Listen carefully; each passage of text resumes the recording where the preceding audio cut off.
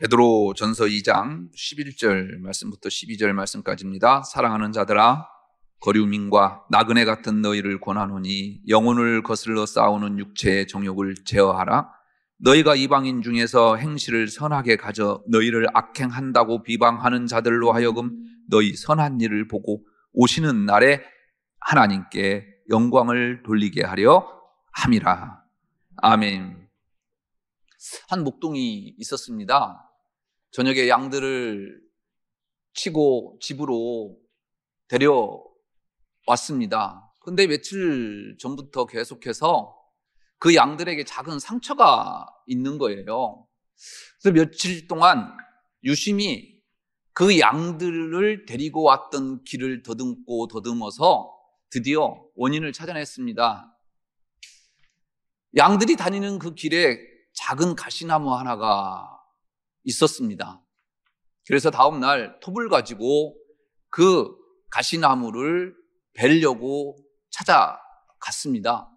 그런데 그 가시나무에 박혀있는 양털을 물고 가는 새 한 마리가 있었습니다. 그것을 보고 이 목동은 차마 그 가시나무를 벨 수가 없었습니다. 가시나무에 걸린 양털로 새들이 둥지를 만드는구나. 그렇습니다. 누군가에게는 아픔이 되지만 그 아픔이 또 다른 누군가에게는 새로운 둥지를 트는 양털이 된다라는 것입니다. 우리의 역사는 꼭 정방향으로만 흘러가지 않습니다. 때로는 좌로나 우로나 또 때로는 심지어 뒤로 후퇴할 때도 있습니다. 코로나19는 누구나 겪고 싶지 않은 일이었고 빨리 피해가고 싶었지요. 그런데 그 코로나 속에도요, 하나님의 은혜는 숨겨져 있더란 말입니다. 코로나가 오히려 신앙생활에 많은 도움을 주었다고 하는 분들이 생각 외로 많습니다. 조용히 내 자신을 되돌아보면서 내적으로 하나님 앞에 내 자신을 바라볼 수 있었다라고 하는 분들도 많이 계셨고, 새벽기도 참여하고 싶었었는데 새벽기도에 나오지 못해서 늘 마음이 무거웠었는데 멀리서라도 새벽기도 함께 참여할 수 있는 영상으로 예배드릴 수 있음 또한 고맙다라고 하는 분들이 참 의외로 많았습니다. 그런데 저는 참 목사로서 걱정이 많았죠. 이 코로나 때 여러분들을 대면으로 뵙지 못하고 또 여러분들 신앙이 다 떨어져 나가고 혼자 영상으로 예배 녹화할 때 참 참담했었습니다. 그런데 그 모든 것들이 기우였습니다. 여러분들은 잘 이겨내셨고 잘 참아내셨고 또 오늘 3부에도 많은 분들 오셨지만 1부, 2부에도 많은 성도님들 찾아오셔서 저희 교회는 감사하게도 한 80% 정도는 예전 코로나 이전 성도님들을 함께 예배드리는 것을 회복시킬 수 있습니다. 그래서 저는 여러분들이 자랑스럽고 여러분들이 감사하고 우리 꿈꾸는 교회에 부어주신 하나님의 은혜가 감당할 수 없는 축복임을 고백합니다. 이 자리를 빌어서 여러분들께 감사를 드리고 또 고맙습니다. 오랫동안 혼자 신앙생활 하시던 권사님 한 분이 코로나 때문에 평생 기도 제목을 하나님께서 이루어 주셨다고 저에게 오셔서 너무너무 감사해야 하는 거예요. 신앙생활을 하지 않는 남편과 두 아들들 가정을 위해서요 늘 기도하셨습니다. 집에서 비대면으로 예배를 드리는데 어느 날부턴가 남편이 자리 옆에 앉더랍니다. 한두 번 그러겠지 했는데 지금까지 함께 예배를 드려요. 2부 예배 때 왔다 가셨는데요. 늘 2부 예배 이제 거리두기가 해제돼서 나오셨다가 불이 나게 집으로 돌아가셔요. 왜 그런 줄 아세요? 산부 예배를 기다리시는 남편이 있으니까. 그 남편과 함께 예배 드린다라는 거예요. 두 아들 가정도요, 어느 때부턴가요, 교회 나가기 시작했답니다. 그러면서 이번 대신방 때 권사님이 자랑을 해요. 초등학교 다니는 아들 손주 녀석이 있는데 자기 어머니 손잡고 집 근처 가까운 교회에 새벽 기도 나가신대요. 아니, 나가시는 게 아니라 나간대요. 여러분들 일 아니라고 아멘도 안 하고 그렇게 비웃으면 되겠어요? 코로나가 끝나도 생방송 예배 계속 해야 될 것 같아요. 이렇게 모든 일에는요, 똑같은 일에도 명과 암이 함께 공존합니다. 베드로 전서는 AD 60년 중반에 기록되었고요. 베드로 후서는 60년 후반에 기록되었습니다. 전승에 의하면 베드로는 그의 인생 말년에 로마에서 살았습니다. 그가 네로 황제에 의해서 순교당했을 때가 68년이에요. AD 68년. 그런데 오늘 베드로 전서에도 이 네로 황제가 기독교인들을 가장 박해했던 때가 언제냐면 AD 64년이에요. 그때가 언제냐면 로마 대화재 때. 로마에 불이 일어났었는데요. 그것을 기독교인들이 일부러 일으켰다라고 해서 기독교인들을 얼마나 못살게 굴었는지 모릅니다. 그 일이 베드로전서에 기록되어 있어요. 그렇다면 이 베드로전서가 언제 쓰여졌겠습니까? 64년 바로 직후에 기록됐고, 이 베드로가 68년도에 죽었으니까 68년 직전에 베드로 후서를 기록했다라는 거죠. 이 베드로 편지는 이렇게 고난의 길을 걸어가고 있는 인생에 대한 질문을 하고 있습니다. 어떻게 살아야 할 것인가? 인생이 무엇이어야 하는가? 바로 이 고난의 인생을 살아가는 우리 그리스도인들에게 나그네로서 살아가야 할 책임이 있는데, 이 나그네로서 그 고난에 승복하지 말고 이겨라 라고 하는 주제의 편지가 베드로 전서입니다. 당시 그리스도인들은 드러내놓고 그리스도인임을 밝힐 수가 없었습니다. 그래서 여러 가지 경제적, 사회적 불이익을 감수할 수밖에 없었지요. 오히려 그리스도인으로 산다라는 것이 많은 어려움이었고 고난이었고 고통이었습니다. 본서에 기록된 대로 이방인들이 음란하고 방탕한 삶과 달리 구별된 삶을 산다는 것 자체가 미움을 받는 대상이었다라는 거예요. 그리스도인들, 성도죠, 거룩한 삶을 살아요. 이것이 자기들과 다른 삶을 산다고 비난거리가 되었다라는 거예요. 그래서 4장 4절에 이렇게 기록합니다. 이러므로 너희가 그들과 함께 그런 극한 방탕에 다름질하지 아니하는 것을 그들이 이상히 여겨 비방하니. 참 어처구니 없는 일이죠. 우리 그리스도인들은요, 잘 살아도 이렇게 욕먹어요. 1세기 당시에 로마인들을 비롯한 헬라인들은 자기들끼리만 성례전을 행하는 그리스도인들을 오해해서 끔찍한 행악한 집단이라고 몰아세웠어요. 그리스도인들은 남녀가 함께 모여 근친 상간을 일삼고 사람의 고기를 먹고 동물의 피를 먹는 집단이다라는 비난을 했습니다. 성만찬할 때 떡과 또 피를 나누는 것을 이렇게 오해해서 터부시했다라는 것입니다. 이런 상황에서 로마에서 발생한 그리스도인들에 대한 대박해 소식은 커다란 불안과 두려움의 요인이 되었을 것입니다. 이런 삶의 자리에서 살아가는 그리스도인들의 삶을 베드로는 어떻게 규정하느냐, 오늘 본문에 있습니다. 사랑하는 자들아, 거류민과 나그네 같은 너희를 권하노니. 거류민이라고 하는 말은 어떤 곳에 정착해서 오래 머무는 것이 아니라 여러 곳을 옮겨 다니는 자를 가리킵니다. 베드로는 성도는 이 땅에서 잠시 체류하는 나그네와 거류민이라고 정의하는 것입니다. 저는 목사로서 수많은 분들을 하는 나라에 보냈습니다. 그때마다 종종 제가 자주 하는 말은, 오늘은 고인이 이 자리의 주인공이지만 내일은 죄송하지만 내가 주인공입니다 말을 합니다. 베드로는 이런 우리의 유한한 삶을 거류민과 나그네로 표현하고 있습니다. 오늘 본문 바로 앞에서 베드로는 거룩한 삶을 살아야 하는 성도의 정체성이 무엇인가에 대해서 밝히고 있습니다. 오늘 본문 말씀은 그런 성도가 우리의 삶의 자리에서, 여러분들의 가정에서, 여러분들이 서 있는 성가대에서, 여러분들이 직장 생활 속에서 어떻게 성도로서 품위를 유지하고 살 것인가를 이야기하고 있는 내용입니다.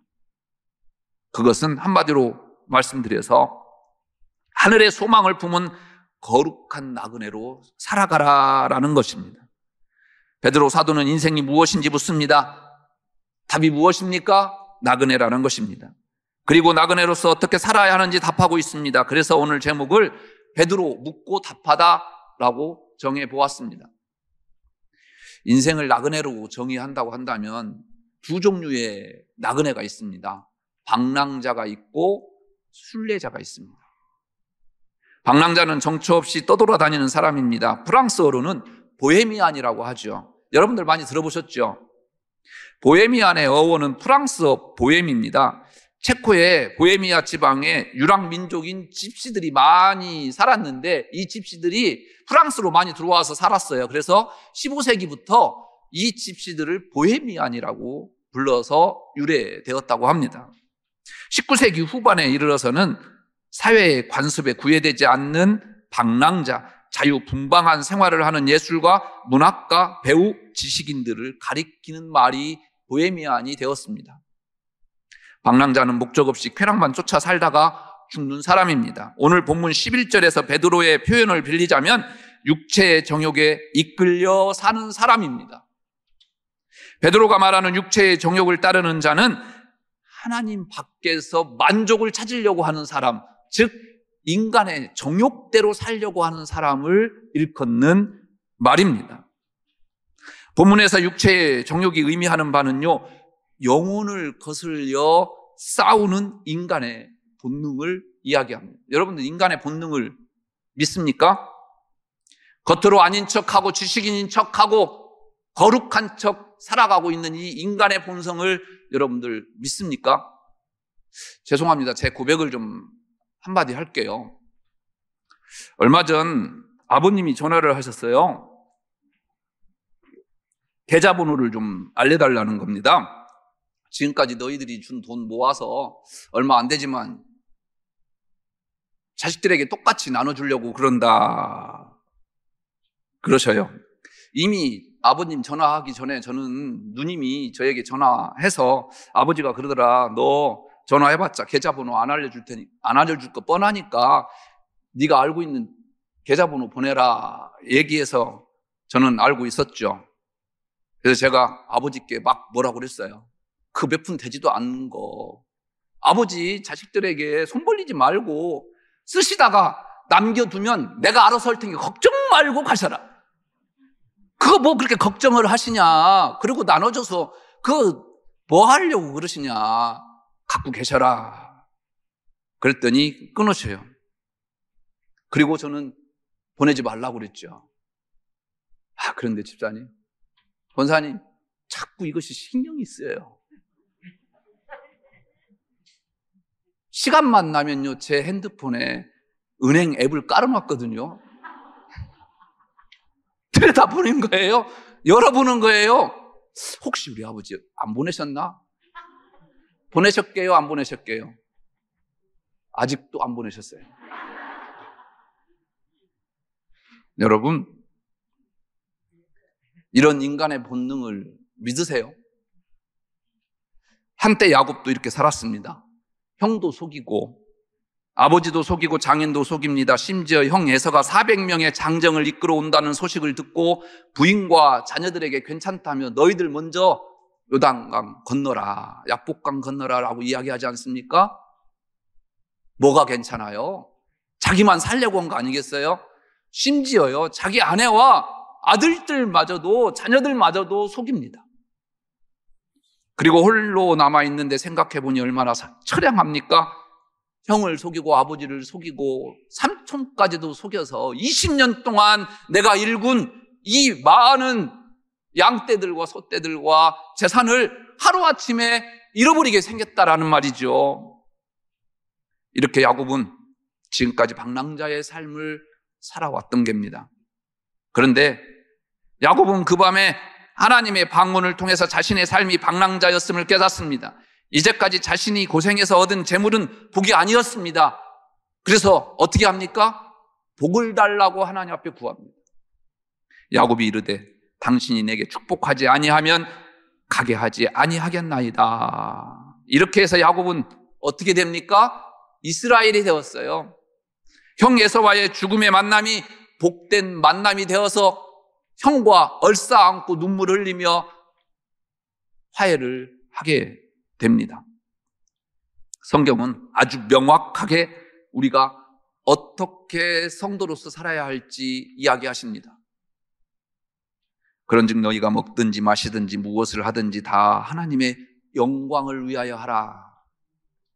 지금 여러분은 무엇을 바라보고 사십니까? 어디에 시간을 쏟고 살아가십니까? 그 모든 것들이 하나님의 영광을 위한 것이 아니라고 한다면 여러분들의 인생은 방랑자의 삶을 살고 있다는 거죠.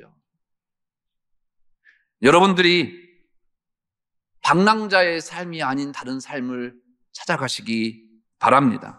그렇다면 다른 길이 무엇입니까? 순례자의 길입니다. 순례자가 무엇입니까? 순례자는 가야 할 곳이 있음을 알고 사는 사람입니다. 목적지가 분명합니다. 그 목적지가 바로 어디입니까? 저와 여러분들의 목적지가 똑같습니다. 하늘나라 아니겠습니까? 그 하늘나라를 바라보고 살아가는 존재가 저와 여러분이라는 거예요. 그러니까 우리는 째째하게 살면 안 된다는 거예요. 자신 있게 살아야 되는 거예요. 이 세상에 뭔 그렇게 미련이 많으십니까? 이 세상의 것을 전부인 걸로 살아가셔야 되는 것입니까? 아니요. 우리는 저 하늘나라를 바라보고 사는 사람들이기 때문에 이 세상의 것을요 나그네로서 잠깐 거치는 것으로 살아가는 겁니다. 그러나 이 땅에서 맡겨주신 것도 하나님께서 나에게 주신 삶이기 때문에 내가 서 있는 그 자리에서 최선을 다해서 땀을 흘리며 살아내는 겁니다. 여러분들처럼 바로 순례자입니다. 본문 12절을 보십시오. 너희가 이방인 중에서 행실을 선하게 가져 너희를 악행한다고 비방하는 자들로 하여금 너희 선한 일을 보고 오시는 날에 하나님께 영광을 돌리게 하려 함이라. 비록 기독교인들을 박해하고 오해하고 있던 그 이방인들마저도, 로마인들이나 헬라인들마저도 보듬고 감싸서 그들을 다시 마지막 날에 그 하나님의 영광을 위해서 쓰일 수 있도록 바꾸며 살아가는 인생이 바로 순례자다. 사도 베드로는 우리에게 이야기하고 있습니다. 그렇습니다. 여러분들 한 분 한 분은 여러분들의 인생이 아니에요. 하나님의 인생이에요. 그래서 다른 사람들에게 지대한 영향력을 끼치며 살아가야 된다는 거예요. 여러분들을 통해서 하나님 살아계심을 깨닫고 하나님께서 역사하시는 그 증거가 되어야 된다는 것입니다. 다니엘 6장에 총리가 되신 다니엘이 나오죠. 다니엘은 당시 세계 최대 강국 페르시아의 총리였습니다. 명예, 권력, 부 다 이루었습니다. 이룰 게 너무 많습니다. 이런 다니엘에게 청천벽력과 같은 왕의 명령이 하달되죠. 30일 동안 앞으로 왕의 신상 외에는 어떠한 것에서도 무릎 꿇거나 예배하는 자는 사자굴에 던질 것이다. 그런데 다니엘이 이 조서에 왕의 도장이 찍힌 것을 알고도 어떻게 합니까? 예루살렘을 향해서 창문을 열고 늘 그랬던 것처럼 하루에 3번씩 무릎 꿇습니다. 다니엘은 지금 잃을 게 너무 많아요. 재산도 지위도 가족도 모든 것 다 잃을 위기에 처해 있습니다. 그러나 다니엘은 그 길을 택합니다. 몰래 숨어서 기도할 수도 있고 잠시 기도를 멈출 수도 있지만 그렇게 하지 않습니다. 다니엘은 자신이 가지고 있는 재산, 지위, 모든 것은 잠깐이지만 주님은 영원하다. 언젠가 이것 다 놓고 떠나야 한다. 그러니 나는 기도하지 않을 수 없다. 하나님을 포기할 수 없다. 이게 순례자의 삶인 게죠. 다니엘의 세 친구도 마찬가지입니다. 세 친구도 유다에서 끌려와 이제 자리를 잡았어요. 먹고 살만해요. 머리가 좋으니까 수단이 좋습니다. 부유하게 이제 살만하는데 그들 앞에 던져진 난제가 하나 있죠. 금신상, 그 왕의 신상 앞에 절하지 않는다면 풀무불에 던져버리겠다라는 거예요.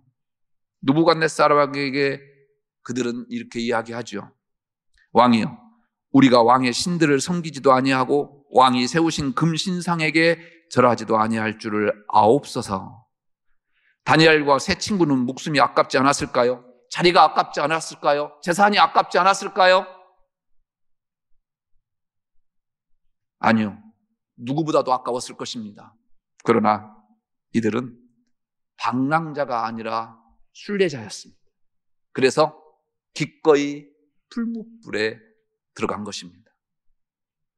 중국 당나라에 송청이라고 하는 명의가 있었어요. 그것가 지어주는 약으로 완치되거나 또 병의 예후가 좋았기 때문에 늘 문전성시를 이루곤 했죠. 그는 돈이 없는 병자가 오면 돈을 받지 않고 외상장부에 이름만 올리고 치료와 약을 제조해 주었습니다. 그런데 외상장부를 기록하고 그 외상장부에 사람들이 꽉 차면 보관해 두는 게 아니라 꽉 차는 날 그것을 태워버렸어요. 이상히 여기는 한 사람이 물었습니다. 선생님은 왜 치료를 해주고 약을 지어주면서 돈 받을 생각을 하지 않는 것입니까? 거기에 장부에까지 태우면 영영 돈을 받을 수 없을 텐데 너무 큰 손해보는 것 아닙니까? 이에 대해서 송청은 이렇게 대답합니다. 내가 40년간 외상장부를 태웠는데 단 한 번도 큰 손해를 본 적이 없습니다. 물론 약값을 주지 않는 사람도 있지만 오히려 저에게 도움을 받는 분들이 분에 넘치는 보답을 해주는 것입니다. 장부를 태울 수 있었던 것도 선을 베푸는 일이 절대 손해보는 일이 아니라는 것을 저는 경험했기 때문에 그렇습니다. 종교개혁자이자 우리 장로교 창시자인 프랑스 신학자 장 깔뱅은 기독교 강요에서 기독교의 삶을 두 가지로 이렇게 요약합니다. 첫째, 십자가 앞에서 자신의 삶을 버리는 것이다. 욕심도 질투도 시기도 절망도 다 버리는 것이다. 또 하나는 순례하는 삶이다. 내 삶이 어떠하든지 성도는 하늘나라를 향해 순례의 길을 가는 순례자다. 오늘 베드로 사도는 인생이 무엇인지 저에게 묻습니다. 여러분들에게 묻습니다. 나그네다. 답합니다. 성도는 순례의 길을 걸어가는 자다. 여러분들은 어떤 나그네 길을 걸어가시고 계십니까? 방랑자 아니면 순례자? 기도하겠습니다.